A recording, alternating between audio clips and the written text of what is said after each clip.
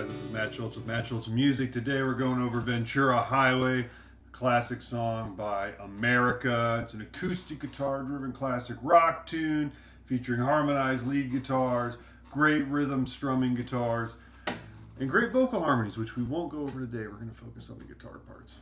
Let's just get right into it. Let's start by looking at the verse chord progression. We're going to start with a G6 chord. This chord is just like a regular G chord, except we're going to leave the high E string open. That's the sixth relative to our root note, which is why we call it a G6 chord. The next chord we're going to use is a D major 7 chord. This is like a regular D chord with the root note on the B string back a half step, which makes it easier for me to bar them all with my first finger.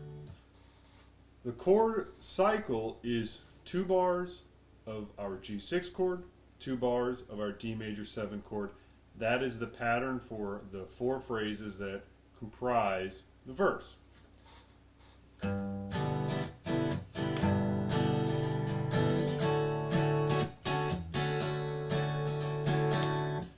Let's talk about the strumming pattern.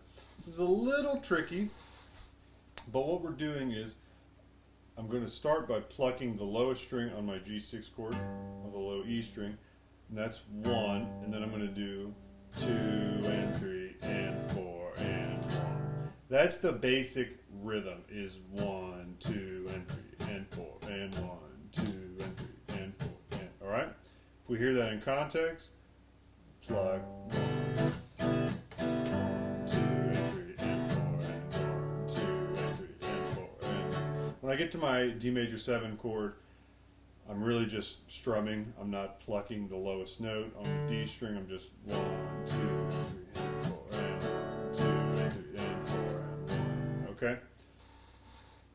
But the specific technique I'm using to get some of those quick cutoffs are I'm using both my fretting and my strumming hand to mute when I don't want a rhythm playing. So I would play 1, 2, and 3.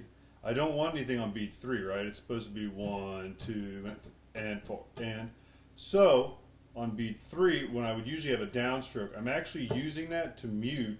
I'm using my, what would be my downstroke, I'm putting my palm on the strings of my bridge here. And I'm also going to, instead of, if you look at my fretting hand, I'm going to sort of think of flattening it so that if I did strum, there's nothing going on, right? Like that. Those two things combined are going to help give me crisp cutoffs that then bring the rhythm to life. 1, 2, and 3, and 4, and 1, 2, and 3, and 4, and same thing on the D major 7. 1, 2, and 3, and 4, and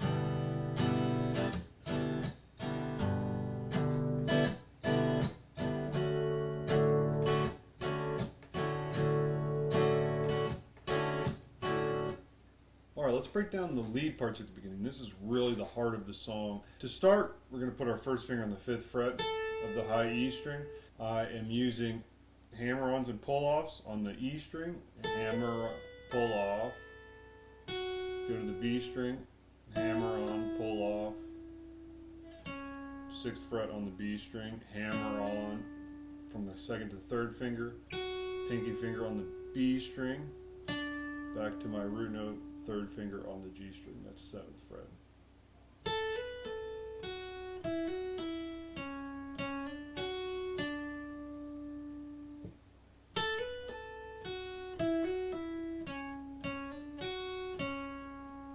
That's the second time, and the only difference is one note there at the end, where instead of ending on 7th fret of the G string, that's the first ending, second ending. I'm going to play 6th fret, which is my 7th degree, relative to the root at the 6th fret of the G string. Let's play that one more time.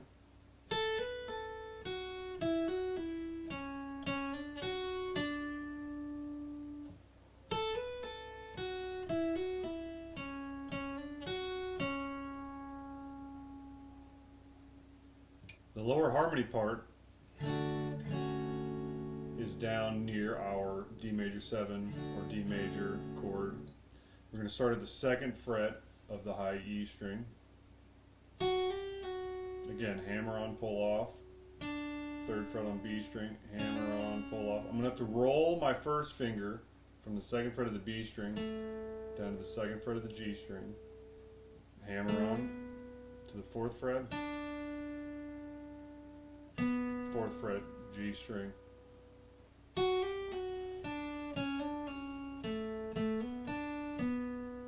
That's the first one. Second one.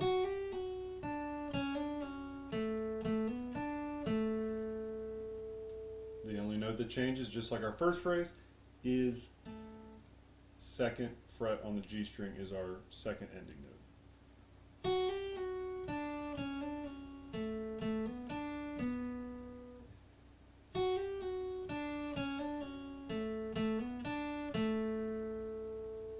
Let's hear and look at these all together, slowed down.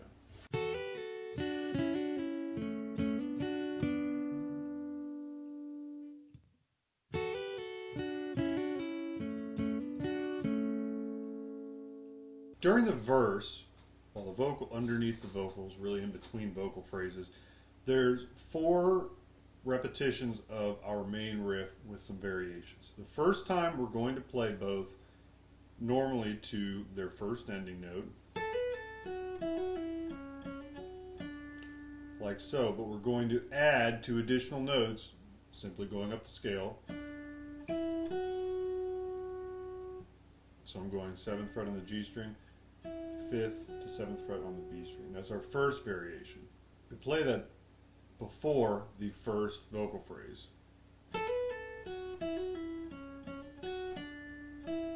Chewing on a piece of grass, right? The second phrase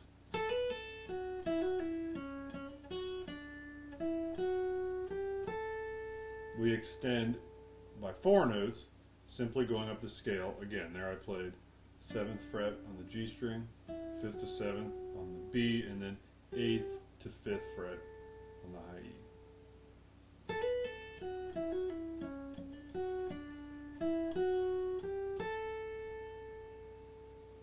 The third time we play just like at the beat in the intro.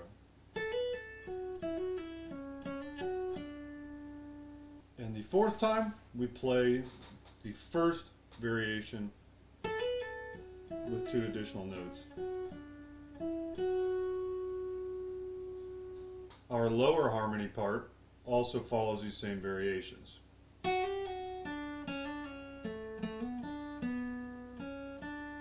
My first variation has 2 additional notes, 2nd and 3rd fret on the B strings. My second variation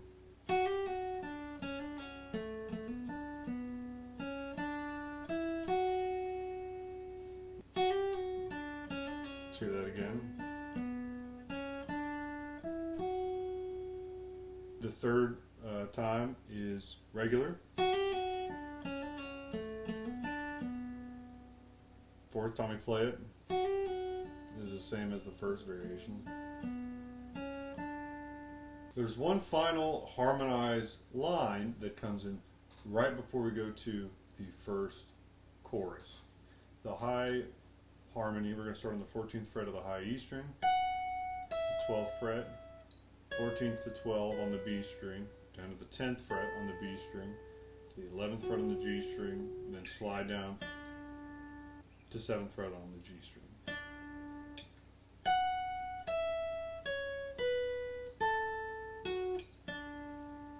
Like so.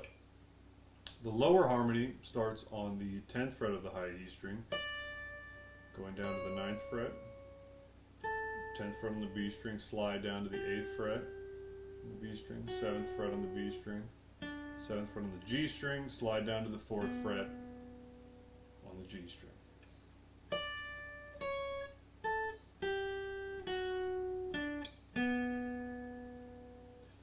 Let's hear the whole verse in context slowed down.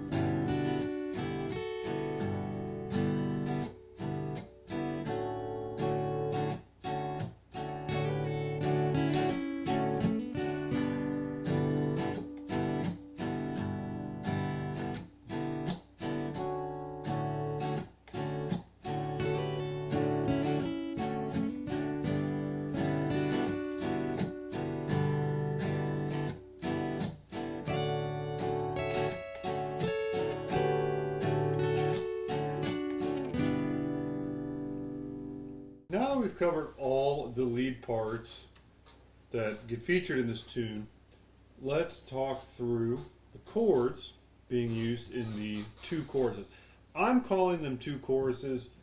They're really one long chorus, but they're in two different sections, and they have two different chord cycles. The first chorus starts with the lyric, Ventura Highway in the sunshine. That continues the pattern of 2 bars of G6 and 2 bars of D major 7 that we played in the verse, right? Ventura Highway in the sunshine, right? Except for at the end, there's a cue that tells us we're about to go to a different chord, which is, you're gonna go, I know, and then we go to a new chord for 2 bars, right? That's that line. You're gonna go, I know. Well, that's all in D major 7 for 2 bars. 1, 2, 3, 4. 1, 2, 3, 4. And then we go to this F sharp minor 7. Really, it's an F sharp minor 11, but really all that's going on is if you think of your F sharp minor chord, you just reconfigure it by eliminating the bar chord, putting your second finger on the second fret of the G string, and having your open E and B strings. 1, 2, and that takes us into what I'm calling the second chorus. The second chorus, much like the verse and chorus, feature 2 chords that we go back and forth between.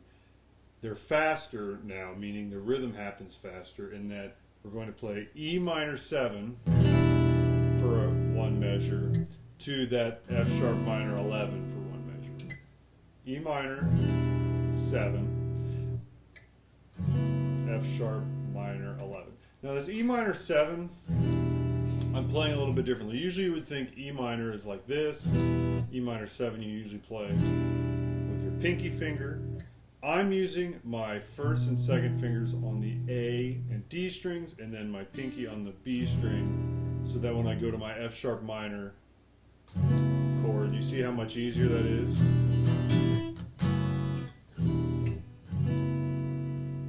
Just than to do.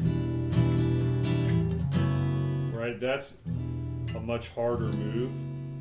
So I'm just making it easy on myself. This second chorus, 1 bar of E minor 7, F sharp minor, seasons changing, notice that. This is the end of the second chorus. We have 2 bars of F sharp minor 11. 1, 2, 3, 4. 1, 2, 3, in the air to G major 7 this time, not G6. G major 7. All we're doing there is, if you think of a regular G chord, we're putting the D note in on the B string and then lowering the note on the high E string by 1 fret. To get that fingering, we just have to eliminate our first finger on the A string, no note on the A string. So again, that second chorus, 1, 2, 3, 4.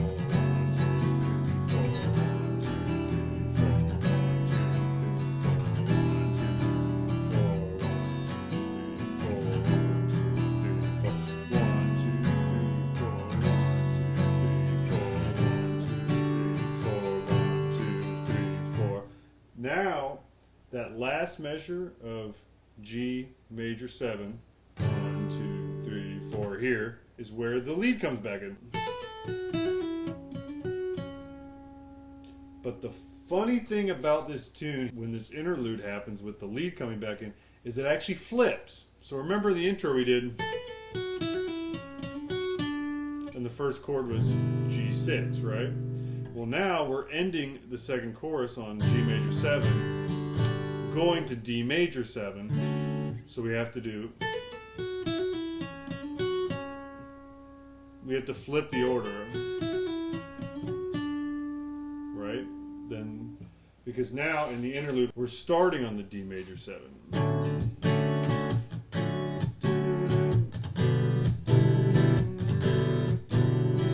So it flips from the intro. It just flips the order so that the first time we're evolving to D major 7 the first time. Second time going to G6.